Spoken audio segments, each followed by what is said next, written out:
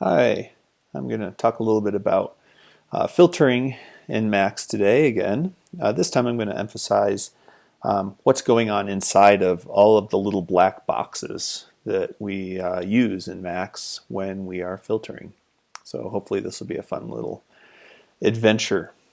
Before I start in on this, however, I want to take a quick look just as review. There's a video that I posted earlier this year talking about the filter design, filter detail, and plot objects. I'll just assume that you'll know the background on these objects already. And additionally, we'll be using the buffer access in JavaScript. And I also have a video about that from earlier this year. If you want to check those things out on the Cycling74 website, they might be helpful background. So we can get rid of that. And we can get rid of this. Now let's start by taking a quick look at the biquad object. In the biquad object help patcher and in the patchers or reference pages of many of the filters, you'll see something that's like this equation right here. Maybe a little easier to read over in the reference. And we see this y square brackets n equals a0 times this plus that, blah, blah, blah, blah, blah, blah, blah. And if we aren't real well versed in reading these types of equations, it can be kind of overwhelming. So we just ignore it and use things like the filter graph object or filter design object so we don't have to think about it. And that's typically all we need to know anyway. But all of these coefficients do mean something, and so we'll start figuring out what they mean specifically by building a couple filters of our own. Biquad is a 2-pole 2-0 filter. We're going to simplify a little bit to get through today, and we're going to start by building a 1-0 filter. So what does that mean exactly? Well, a 1-pole filter is a filter that uses a sample of feedback in order to create the filter. A 1-0 filter uses, instead of feedback, what we might call feed forward, which is a delay on the input instead of a delay of the output. You'll see what that means here as we build our filter. So let's build our filter. We'll build it as an abstraction so that we can reuse it. And so that means we're going to need an inlet and an outlet. Anytime we build an audio abstraction, we always want to put a pass object at the end of it. That way, if the voice is muted, we don't end up with some sort of random garbage coming from the outlet. This is totally not essential, but I like to put a pass object at the beginning also if it's an audio inlet. That way, when I connect things out of here, it's obvious to me that it's a signal and not some other kind of number. We're going to need 2 additional inlets for our 1-0 filter. I'll explain these in just a moment. But these 2 numbers are going to be the coefficients of our filter. So if coefficient is one of those scary words that you hear bandied about a bunch, all a coefficient is a number, and we're going to multiply some stuff by that number. So it's really like not that magical. So what we're going to do with our filter is we're going to multiply the input by the first coefficient. Okay, and we'll call this coefficient, sometimes this coefficient is called the gain coefficient. You also see it in other places, like in that biquad difference equation. It will be called A0. There are different standards. Some textbooks feed forward coefficient might be called B0, but I'm going to use the version that has been used by Max. So we're going to use A0, A1, A2 for our feed forward coefficients, and B0. There is no B0, but B1, B2 for feedback coefficients. Okay, then we're going to have our other coefficient, and what we're going to multiply the other coefficient by is a delay of 1 sample. So delay. The maximum delay argument is 1 sample, and we need an initial delay time. And it's always good to double check in Max because a lot of times times are in milliseconds by default, but here we can read that the default is in samples.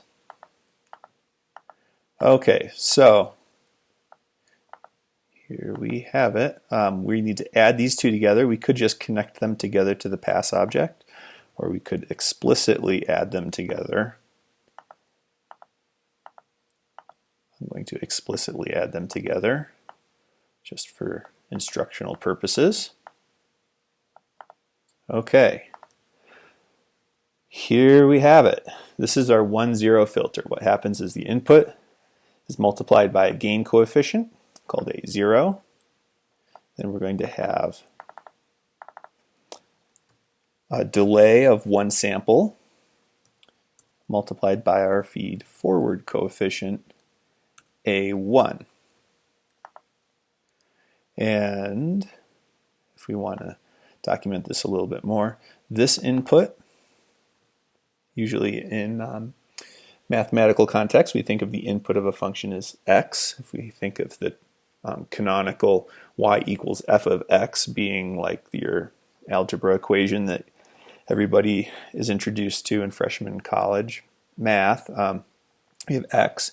X happens to be a whole series of numbers, so we could say it's x0. This is like the first sample in our x, and we could say that this sample, once it's been delayed, we can call it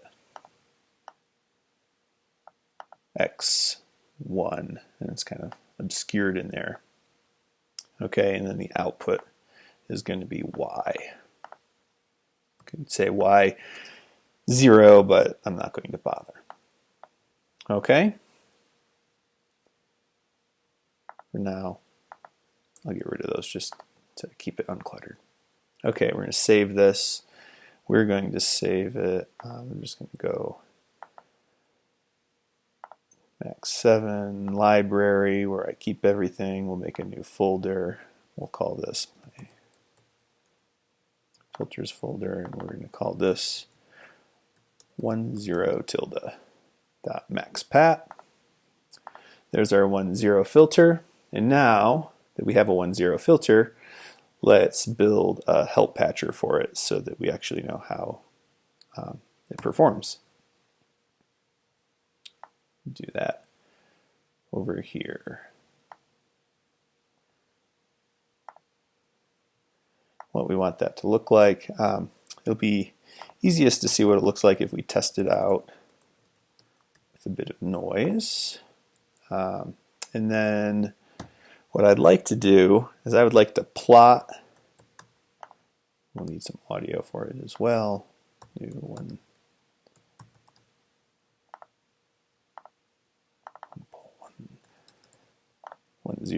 Okay. Now I want to plot the output of it, so I'm going to use a plot object.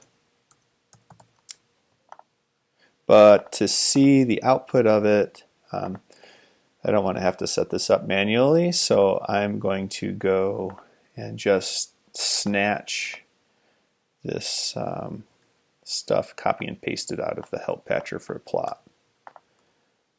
And then we can come here like so. We'll have a windowed FFT of our input, which is the noise itself. Then we'll have a windowed FFT of our 1-0 filter.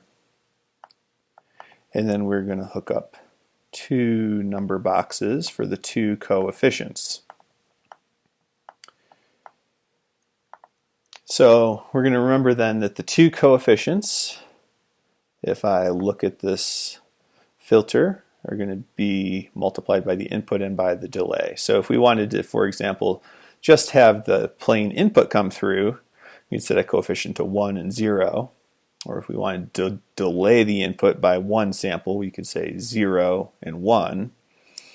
Or we could blend the two in some way. So if we take half of each, then it's going to be basically averaging the current sample with the previous sample. So we can do that here, and if we say 0.5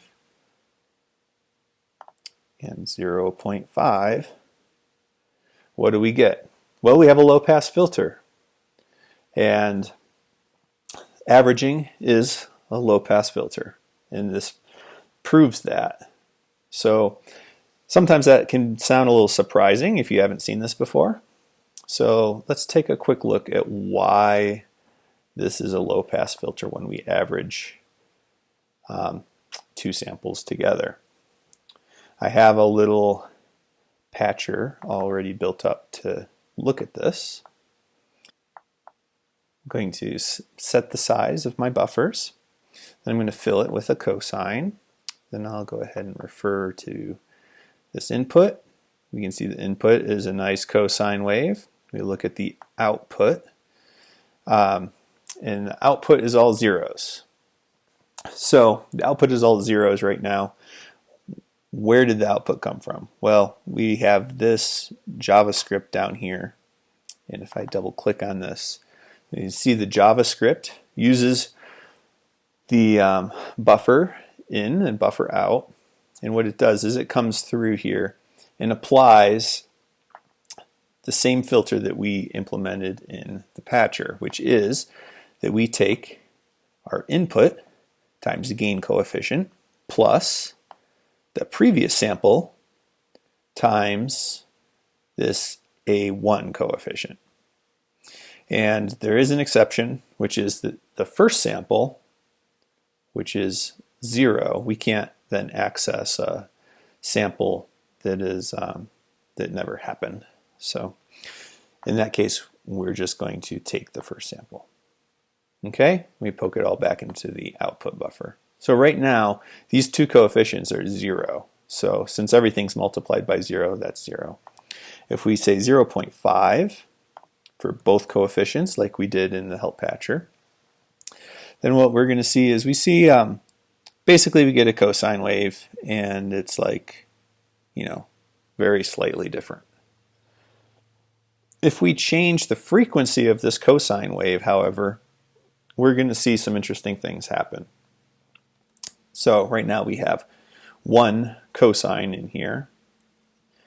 Then if we increase this, we get 2. We can see if we increase, the red signal is getting to be much more different than the original blue input signal. But they're still tracking each other pretty closely. If we keep going, eventually here, we're going to get to 1/4 of the sampling rate, or half of the Nyquist frequency. And just to track through what's happening, these blue ones, we still see basically a cosine. We have 1, 0, -1, 0, 1, 0, -1, 0, and the wave is going up and down. We have 12 of these across our 48 sample domain. But the red signal, which is being averaged with these filtered over here, we have a couple of these samples here at 0.5, and then we're dropping down to -0.5. And it follows, it's at the same frequency of going up and down, but you can see that it only makes it to 0.5. And -0.5. So in other words, this filter right here is really, it's being attenuated at this frequency. And as we go higher, we're going to see that it gets attenuated more and more and more until eventually we're going to hit the Nyquist frequency. And at the Nyquist frequency, we can see the original signal is pinging back and forth between 1 and -1.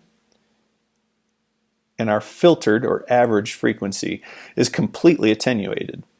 And that makes sense, because if we average -1 and 1, we get 0. And then for the next sample, we average 1 and -1, and we get 0. And so that's the way that averaging can work to produce a low-pass filter. So that's our feed-forward filter. And if we want to change from a 1-0 filter to building a 1-pole filter, then what are we going to do? Well, let's try building it. And let's start with our 1-0 filter. So we'll go to Open Recent Patcher, we'll open our 1-0, and then we'll just start to monkey with it a little bit. Actually, let's go ahead and save it as a new patcher first. Save as, and we'll save this one as 1-pole. I'm saving it as 1-pole. There's an official external in Max called 1-pole with no dash in it, so it's important that we name this something different. Okay, so here's our 1-pole filter. The way a 1-pole filter works, instead of delaying the input of the filter, we delay the output of the filter. So that means this delay doesn't go here. This delay comes from the output, or this point. Now, the temptation here is going to be to hook this up like this. So if you're a seasoned Max programmer, you know that this is not going to work. You try to start your Max patch, start the audio in your Max patch, nothing's going to come out. There'd be no messages, there's going to be no sound. It's just going to be like the thing just isn't waking up, hasn't had any coffee.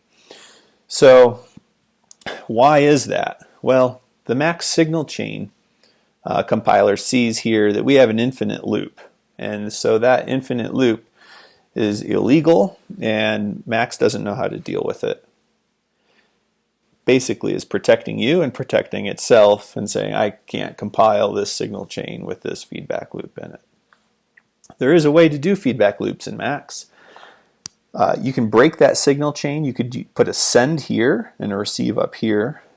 Or the preferred way, if you're doing audio feedback like this, is to use a pair of the tap in and tap out objects. However, we have another problem with tap in and tap out. This will in fact produce a filter, but the problem is that our filter, we have the delay here of one sample. Tap in and tap out together make a delay, but the minimum amount that they delay is 1 vector. What is 1 vector, you're wondering? Well, that depends on what your settings are in your audio status. If we go to audio status here, we can see my signal vector size is 64. And so what that means is that in Max, actually none of these objects process one sample at a time. They process blocks, in this case of 64 samples at a time. And that's a dramatic improvement in performance and efficiency. But it hurts us in this case because now, instead of having 64 samples, or instead of having 1 sample of delay, now we have 65 samples of delay, and it completely changes what this filter is. So it seems like we're in a world of hurt here. We could potentially try to make the signal vector size 1, but if we did that, Max will not perform well at all. It is not a practical solution to this problem. So what is the solution to this problem? Well, in steps our savior here, which is gen. So we're going to take all of this out of here, and in order to do the feedback, we can use a gen object. We're going to take this gen object, we're going to hook up the input and the output. We're going to need to get our coefficients in there. So I'm going to open up Gen Patcher here, and the Gen Patcher, it looks very much like a Max Patcher, but and it is very similar to a Max Patcher, but a Gen Patcher has some different rules. One of the things Gen will enable us to do is the 1 sample delay, which is why we're here. But some of the other rules in Gen, you'll see that even though we're processing signals, we're not going to have a little tilde after the plus sign.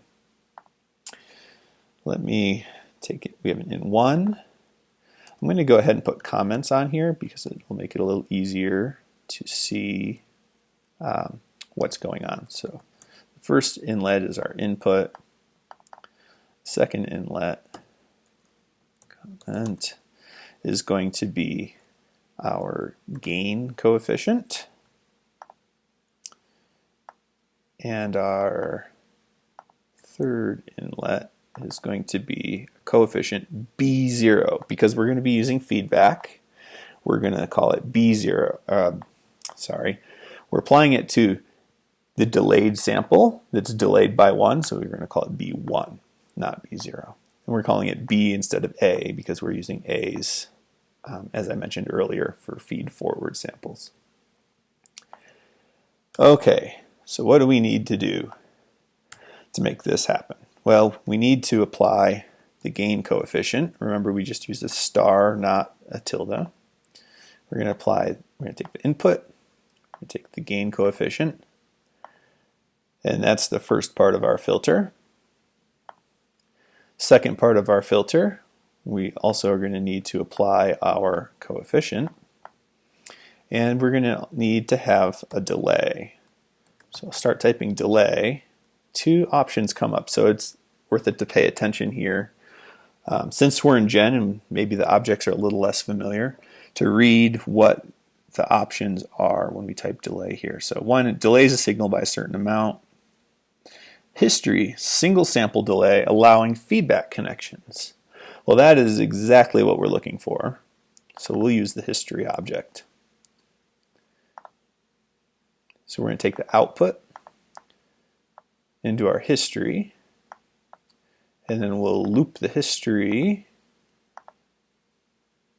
our single sample of delay, back around to be multiplied by our coefficient, and we'll sum them together. Okay, so this should make for us a nice little one-pole filter. And then we just need to come in here and hook up our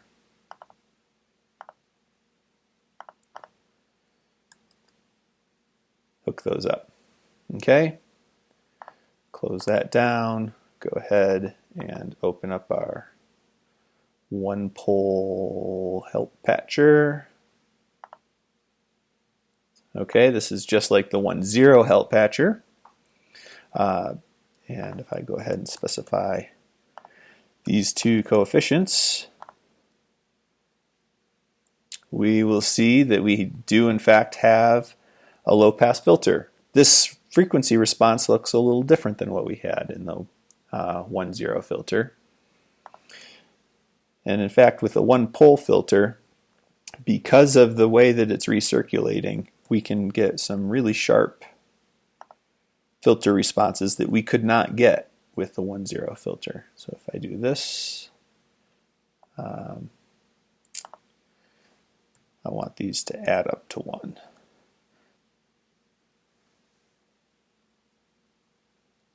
So there you see, for example, we can roll off a whole bunch of our frequency for our low-pass filter. Close that down. Now we can take a look at a comparison of the two filters, how they behave. There are some definite differences. For example, the most aggressive filtering on the feed-forward filter is with gain coefficients being equal. And we can get this nice roll off all the way down to Nyquist, and relatively flat all the way across. Whereas we see that in the one-pole filter, it's starting to roll off a lot sooner and more gently. But of course, it's a lot different when we say that the gain is 0.001 for that and 0.999 for the feedback. We can see we have got the super aggressive roll off here and almost no roll off here, because this is basically just a one sample delay. We can also look at these filters and compare the filters that we built using the various filter tools, including the filter detail object. So here we can see with a gain coefficient of 0.5 for both. Here is a chart for the frequency response. of the feed forward filter and of the feedback filter. And we can try changing this coefficient and see how the two of these change relative to each other. And especially as this feedback coefficient increases, we can see how it responds over here. What I'm doing in this patch, I think it could use a little bit of explanation, is I'm sending in biquad coefficients to filter detail. So these 5 numbers are the 5 numbers that you would send into Max's biquad object, which is where we started this whole little episode. So if we go back to biquad and we look at this over here, y, which is the output of a function for some sample n, is going to equal the A0 coefficient, which is the gain coefficient on the current input x, plus A1, which is the other coefficient that we had for the delayed sample from the previous input, plus A2, which is the times the previous input to that, minus B1 times the previous output sample, and this goes on. So that's 5 numbers, 5 coefficients, A0, A1, A2, B1, B2. And when I come over here, I'm using that, I'm saying I'm defining A0, the gain coefficient, and A1. And we're ignoring the rest of everything else, so we just set them to 0. And when we're trying to get this graph over here, we had the input sample, and then we didn't have any feed forward. We had just the first feedback sample, and then we can ignore the other. So now that we understand what these lists are for biquad, we can actually specify filters to biquad. So that 1,0 filter we could implement with a biquad object, or we could do things like this for visualizing, or we can use additional objects like the filter detail object to see what happens. Here's a Fir filter. These are feed forward coefficients. If you had 8 feed forward coefficients, then you would pack them into a dictionary, send them to filter detail, and we can see that for this particular filter, which is going to average 8 samples, this is what the frequency response will look like.